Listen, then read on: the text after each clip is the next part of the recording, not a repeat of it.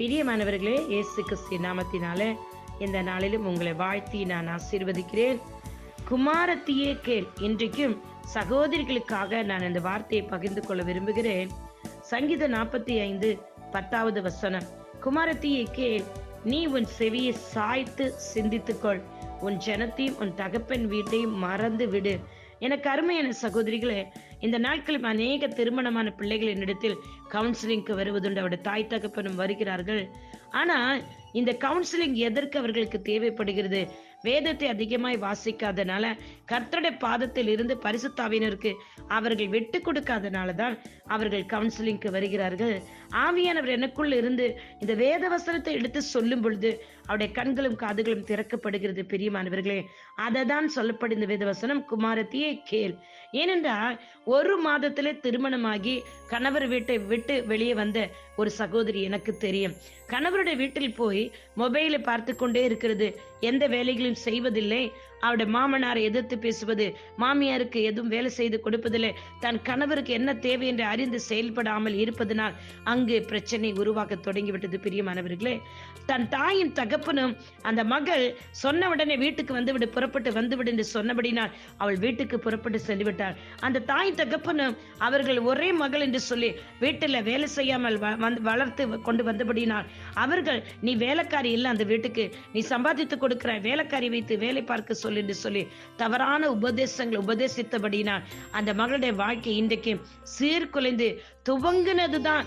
திருமண வாழ்க்கை துவங்கினதுதான் அப்படியே இடிந்து போனது போல கிடக்குது. பிரியமானவர்களே, குமாரத்திகளை கேங்க, உங்க செவியை கர்த்தருடைய வார்த்தைக்கு செவி சாய்க்கும்படி ஒப்பு கொடுங்க.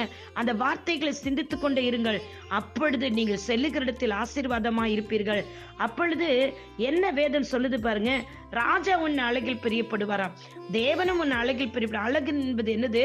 உனக்குள்ள இருக்கிற நல்ல குணாதிசயங்கள் நீ செல்லுகிற வீட்டில் வெளிப்பட வேண்டும். உன் பணிவு, உன் தாழ்மை, உன் நல் நடத்தை உன் குடும்பத்தை ஆதாயப்படுத்தும்படியாக கர்த்தருடைய வார்த்தை உனக்கு உதவி செய்யும். பிரியமான சகோதரியே, அவர் உன் ஆண்டவர் ஆகியால் அவரை பணிந்து கொள். பழைய ஏற்பாட்டில் பாருங்கள், ஆண்டவர் என்று தான் சொல்லுவார்கள். புதிய ஏற்பாட்டில் தேவனாய் கர்த்தருக்கு அடுத்தது பாருங்கள், கிறிஸ்துவுக்கு அடுத்து கணவர், கணவருக்கு அடுத்துதான் நாம் எப்பொழுதும் கணவர்களுக்கு கீழ்ப்படிந்தவர்களா இருக்கணும்.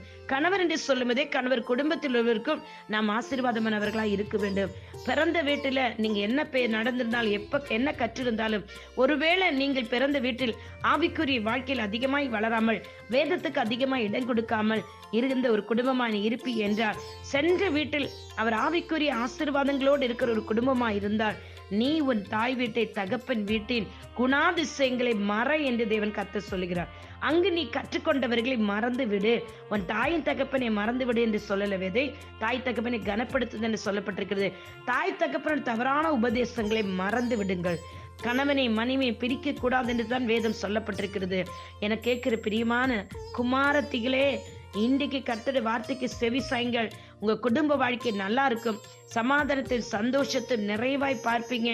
இருட்டோட ஏந்திரித்து தன் வீட்டின் வேலைகளை செய்து வேலைக்காரிக்கும் படி இழப்புதான் வேத வசனம் சொல்லுகிறது. அதிகாலை எந்திரிச்சு ஜெபி, உன் வீட்டின் விளக்கு அணையாமல் இருக்கட்டும். குமாரத்திகளே, கர்த்தர் தாமே இந்த வார்த்தை கேட்கிற ஒவ்வொரு வாலிப பிள்ளைகளும், திருமணமான சகோதரிகளுடைய காதுகளும் இந்த செவிகள் திறக்கப்படும்படி இந்த வார்த்தைகள் இன்றைக்கு உங்களுக்குள் விதைக்கப்படட்டும். தேவனுடைய வார்த்தைகள் ஆசீர்வாதத்தின் விதை. உன்னோட வாழ்க்கையில் ஆசீர்வாதத்தை பார்க்கும்படி இன்னைக்கு இந்த ஆசீர்வாதத்தின் விதை உன்னில் விதைக்கப்படட்டும். கணவருக்கு கீழ்ப்படுகிற சகோதரிகளாயிருங்கள். கர்த்தர் தாமே உங்களை ஆசீர்வதிப்பாராக. இயேசுவின் நாமத்தில் பிதாவே, இந்த வார்த்தை இன்றைக்கு அநேகருக்குள் பாய்ந்து சென்று அநேகர் தொடப்படட்டும்.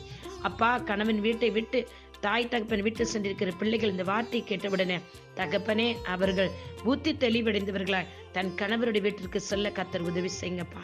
மாமனார் மாமியார் கனப்படுத்துகிற பிள்ளைகளா, கணவரை கனப்படுத்துகிற, கர்த்தரை கனப்படுத்துகிற பிள்ளைகளாக இவர்களை ஆசீர்வதிக்கும்படி இயேசுவின் நாமத்தை ஜெபிக்கிறேன் பிதாவே. ஆமேன். God bless you all. உங்களுடைய சகோதரி இவாஞ்சலிஸ்ட் ஷீலா ரொசாரியோ. ஆமேன், ஆமேன், ஆமேன்.